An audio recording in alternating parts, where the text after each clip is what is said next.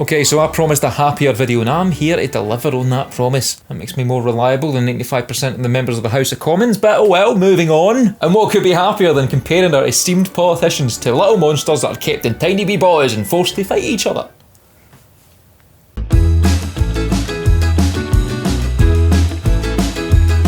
So we're comparing current Scottish politicians to Pokemon, but full disclosure, we're only using the original 151 Pokemon from the good old days. And maybe one or two from like Pokemon Gold and Silver. Game Boy Colour, man. Humanity peaked with that, didn't we? We're not touching any of these shite new Pokemon that look like they were made up in a nursery class full of uncreative and slightly dim toddlers.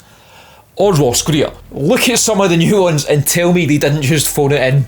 An ice cream cone and a sandcastle. An ice cream cone and a fucking sandcastle. They're not even trying! So we're sticking with the good Pokemon, the classic Pokemon. First up is everybody's favourite referee and part-time politician, Douglas Ross. A man of such integrity to the principles of wind that he'll change direction with it, just so that the wind doesn't feel bad. Hashtag honourable. Alright, let's think about this. So if Douglas Ross was a Pokemon, who would he be?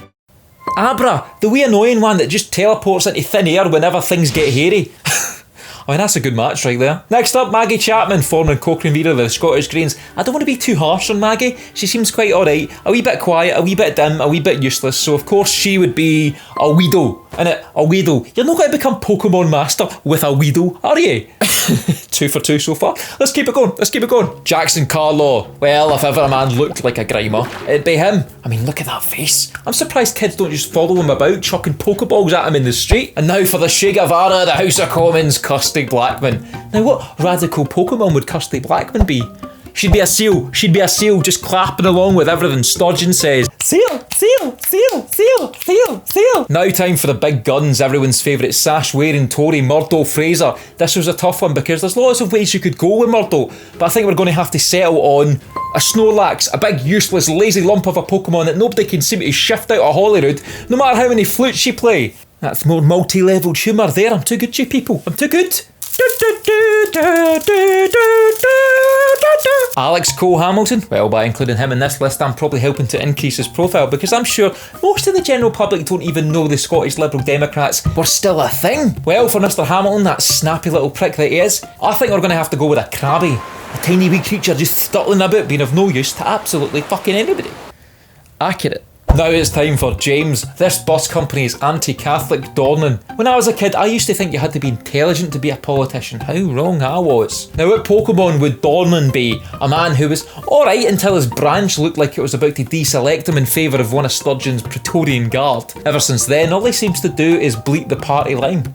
So of course, he'd be a Mareep, which is kind of unfair to Mareep because they're actually pretty decent. Joanna Cherry, oh, tough one.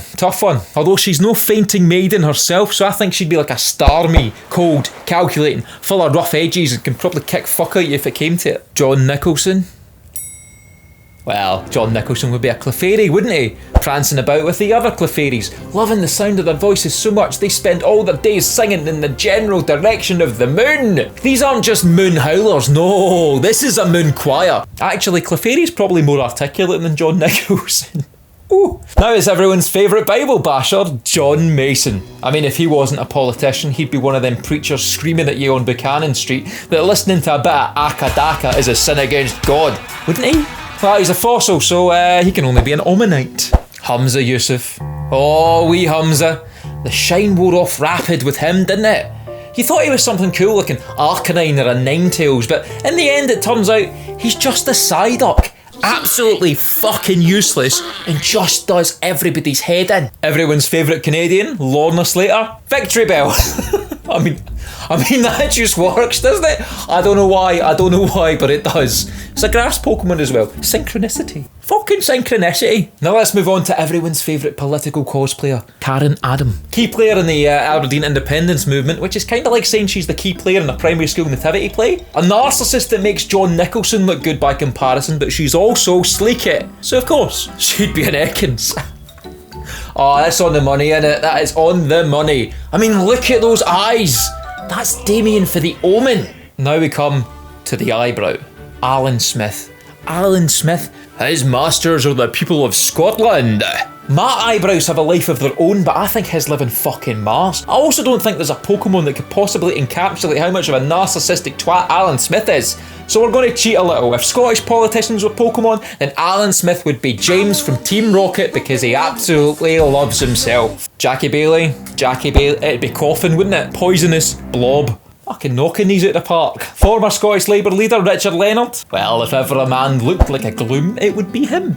A gloom probably has more of a positive disposition than Richard Leonard, to be fair. Oh, it's a feral potato himself, Patrick Harvey! Lord, there's biggers in my spaghetti hoops! No, I don't think there is a potato Pokemon, so I think we're going to have to go with a Metapod. A completely useless lump of a Pokemon that does absolutely fuck all and is of no threat to anybody, but also somehow manages to come across as totally fucking raging all the fucking time.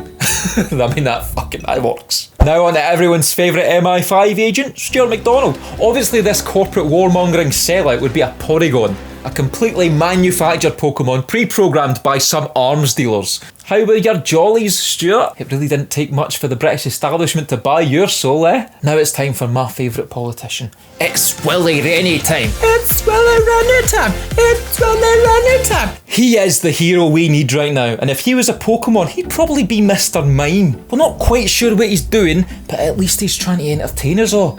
Bless his wee soul. Oh, Mr. Corporate Carpetbagger himself, the heir to the throne, Angus Robertson. Well, he'd be Porygon too, a new and improved corporate creation, pre-programmed by neoliberal capital interests. But hey, he can say all the right lines, even if he's about as convincing playing an honest politician as James Corden is playing a comedian. The First Minister, Big Nicky herself, well, Sturgeon would be a ditto, wouldn't she? She'd morph into whatever form she needed to on whatever day she needed to, and if you have a problem with something she's done, well, that wasn't her, that was someone else, wasn't it? Scottish Labour leader Anas Sarwar, well, he'd be Meowth, wouldn't he? Oh, he might be able to talk, but he's just a mouthpiece for Team Rocket at the end of the day. And did you know that proud socialist Anas Sarwar got over £220,000 worth of donations for his leadership campaign in 20,000 and 40,000 chunks? I mean, I'm sure those donors aren't worth investigating now. Holyrood's own Thunderbird puppet, Ross Greer. He'd be a Magikarp, wouldn't he? There really was nothing else he could be. A completely useless fish that just flops about, makes a lot of noise, but it's ultimately just an embarrassment to watch. And he'd be a Magikarp that will never evolve into the much cooler Gyarados. He is a Magikarp. Forever. Deputy First Minister John Swinney, he'd be a Pidgey. Lots of squawking, there's a lot of them, and they ain't unique, and they're really, really dull. Ian Blackford. Jigglypuff, a big round ball of self-interest who puts the entire House of Commons to sleep every time he sings that same old song. Scotland will not stand for this. Scotland will not stand for this. Mary Black, wouldn't she be something cool? Something firebrand? Something hip? No, she'd be a Diglett because every day she spends with the SNP just undermines those supposed radical credentials she still pretends that she holds. Comfortable Pete Wishart? Oh, he'd be a Slowpoke, wouldn't he? Slowpoke with a nice pair of slippers. The sharpest tool in the shed, he ain't. And finally, Patrick Grady, former chief whip to the SNP group in Westminster. Don't worry, he'll be back, he'll be back. Well, for all the rumours surrounding that particular man, there's only one thing he could be. A lick-a-tongue, isn't it? That was cheeky, but it's also bang on the money.